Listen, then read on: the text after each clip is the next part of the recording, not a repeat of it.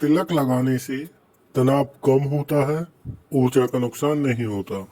हम देश में किसी भी दिशा में जाएं, हम देखते हैं कि ललाट पर अलग अलग तरह के तिलक लगाए जाते हैं।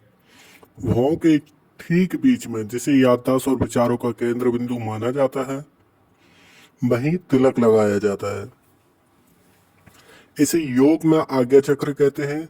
यही इंट्यूशन या अंतर्ज्ञान का केंद्र भी है। यह दरअसल हमारी तीसरी आंख है, जो वो चीजें देखने में मदद करती है जिसे आंखों से देखना परखना मुमकिन नहीं है। इसी केंद्र से ऐसी नर्व गुजरती है जो हमारे साइनस, आंखों की नजर, डिप्रेशन के प्रभाव को प्रभावित करती है। इसलिए इस बिंदु को एक्यूप्रेशर में भी महत्वपूर्ण माना गया है। हम पूजा करते वक्त भी देवी देवताओं को तिलक लगाते हैं। उत्तर भारत में मेहमानों के स्वागत के लिए तिलक लगाया जाता है और सफर या किसी बड़े काम में सफलता के लिए भी तिलक लगाने की परंपरा है। यह परंपरा वैदिक काल में नहीं थी, लेकिन पौराणिक काल में यह लोकप्रिय हुई। पुराने समय में 4 वर्णों यानी ब्राह्मण, क्षत्रिय, वैश्य व शूद्र वर्ण के लोग अलग अलग प्रकार के तिलक लगाते थे। जैसे ब्राह्मण ज्ञान व पवित्रता के सूचक चंदन का तिलक लगाते थे, तो क्षत्रिय पराक्रम के सूचक लाल रंग का कुमकुम लगाते थे। वैश्य चूंकि व्यापार करते थे, इसलिए हल्दी या केसर का पीला तिलक लगाते थे, जो श्रीमती का प्रतीक था। इस तिलक को देवी देवताओं को समर्पित करने के बाद प्रसाद स्वरूप मस्तक पर लगाने की परंपरा रही है। ऐसा इसलिए है कि वह तिलक हमें याद दिलाता रहे कि सिर्फ सही काम ही करना है, हमें सिर्फ और सिर्फ सही काम और सिर्फ सही विचारों को ही अपने दिमाग में स्थान देना है।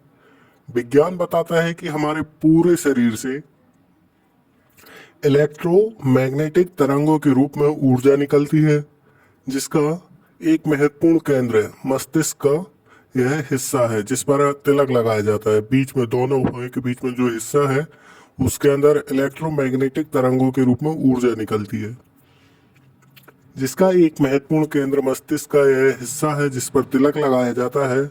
जब हम तनाव में होते हैं या फिर गुस्से में होते हैं, तो यही हिस्सा सबसे ज्यादा प्रभावित होता है। कभी ऐसी परिस्थितियों में सिर दर्द होता है। तिलक इस केंद्र बिंदु को ठंडा रखने में मदद करता है व ऊर्जा के नुकसान से बचाता है। यहीं पीनियल ग्लैंड का भी मौजूद होना पाया जाता है। यहीं पर हमारी जो मस्तिष्क के बीच में पीनियल ग्लैंड भी मौजूद होती है ह्यूमन एनाटॉमी के अनुसार, जिस पर हमारी एकाग्रता निर्भर करती है।